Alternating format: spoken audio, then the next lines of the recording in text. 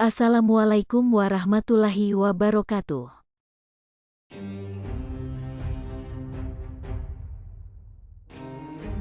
Kisah Ali radhiyallahu anhu melewati tanah pemakaman. Seorang sahabat bernama Kumali radhiyallahu anhu bercerita, pada suatu hari, saya bersama-sama Ali radhiyallahu anhu sedang berjalan. Kemudian sampailah di sebuah hutan.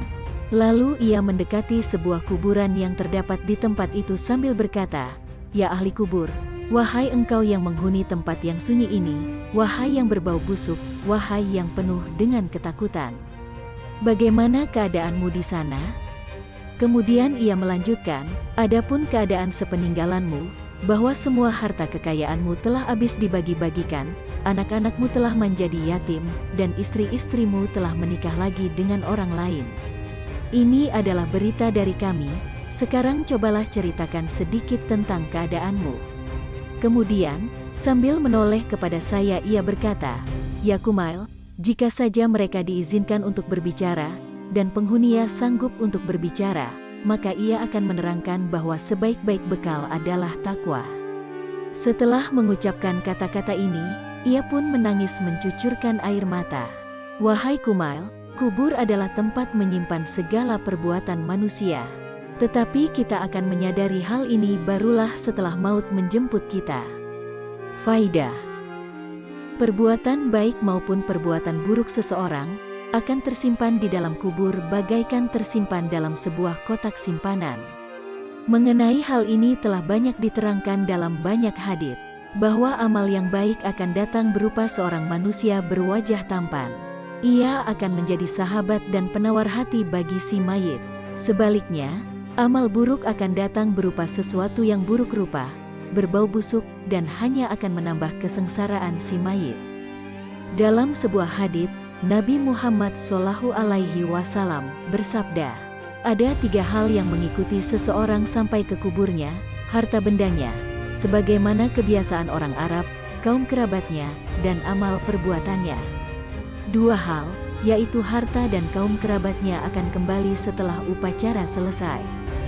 Sedangkan yang tinggal bersamanya hanyalah amalannya saja."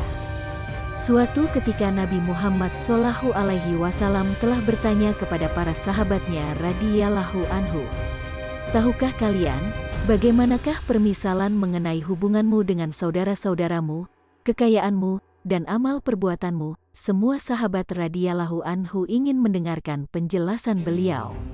Nabi Muhammad SAW pun bersabda, "Perhubungan itu diumpamakan seperti seorang yang memiliki 3 orang saudara. Ketika menjelang kematiannya, maka ia memanggil saudara-saudaranya, lalu ia berkata kepada saudaranya, 'Saudaraku, bukankah engkau sudah mengetahui keadaanku sekarang? Lalu pertolongan apakah yang dapat engkau berikan kepadaku?' Saudaranya yang pertama menjawab, 'Aku akan menyayangimu, aku akan berusaha untuk mengobatimu, dan aku akan menjagamu, dan segala pelayanan yang engkau butuhkan akan aku layani. Kalau engkau meninggal dunia maka aku akan memandikanmu, mengkafanimu, serta mengusungmu ke pekuburan. Kemudian engkau akan selalu mengingat kebaikanmu.'" Rasulullah Shallallahu Alaihi Wasallam bersabda, saudara semacam ini adalah kaum kerabatnya. Kemudian pertanyaan yang sama ia ajukan juga kepada saudaranya yang kedua. Maka jawabannya adalah, "Aku akan berada bersamamu selama engkau masih hidup. Jika engkau meninggal dunia, maka aku akan pergi kepada orang lain."